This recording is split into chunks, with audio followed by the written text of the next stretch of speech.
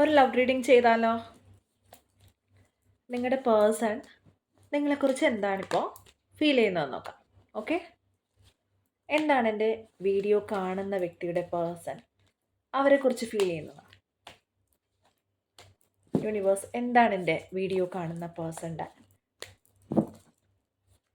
ആള് അവരെക്കുറിച്ച് ഫീൽ ചെയ്യുന്നത്? അവർ നിങ്ങളെ വെയിറ്റ് ചെയ്യുന്നുണ്ട്. They are waiting for you.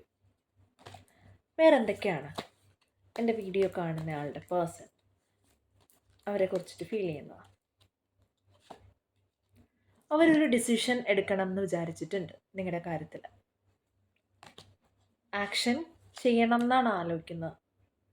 ഇങ്ങനെ വിചാരിച്ചിട്ടിരുന്നിട്ട് കാര്യമില്ല, ഒരു തീരുമാനം എടുക്കണം, എന്തെങ്കിലുമൊക്കെ ചെയ്യണം എന്നവർ ആഗ്രഹിക്കുന്നുണ്ട്. വേറെന്താണ് അവർ വിചാരിക്കുന്നത്? അവർക്ക് നിങ്ങൾ ഭയങ്കര അട്രാക്റ്റീവായിട്ടാണ് വിചാരിക്കുന്നത്. നിങ്ങൾ വളരെ അട്രാക്റ്റീവാണെന്നാണ് അവർ വിചാരിക്കുന്നത്. വേറെന്താണ് എൻ്റെ വീഡിയോ കാണുന്ന വ്യക്തിയുടെ പേഴ്സൺ അവരെക്കുറിച്ചിട്ട് വിചാരിക്കുന്നത്? അവർക്ക് എന്തോ കാര്യത്തിന് ഹേർട്ടായിട്ടുണ്ട്. നിങ്ങൾ തമ്മിൽ വഴക്കിട്ടിട്ടുണ്ടാവാം, എന്തെങ്കിലും ആർഗ്യൂ ചെയ്തിട്ടുണ്ടാവാം, ഇല്ലെങ്കിൽ മറ്റാരെങ്കിലും കാരണമായിരിക്കാം അവർ വളരെയധികം വിഷമം അനുഭവിക്കുന്നു. വേറെ എന്താണ് ഈ വീഡിയോ കാണുന്ന ആളുടെ പേഴ്സൺ അവരെക്കുറിച്ചിട്ട് ഫീൽ ചെയ്യുന്നത്?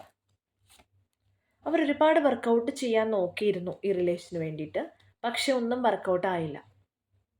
അവരെ ട്രൈ ചെയ്തു ഒരുപാട്, പക്ഷെ വർക്കൗട്ട് ആകുന്നില്ല. വേറെന്തൊക്കെയാണ് വിചാരിക്കുന്നത്? യൂണിവേഴ്സിന് വിട്ടുകൊടുത്തിരിക്കുകയാണ്.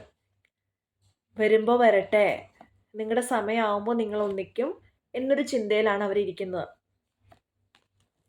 എന്താണ് ഈ റിലേഷൻഷിപ്പിൽ സംഭവിക്കാൻ പോകുന്നത്?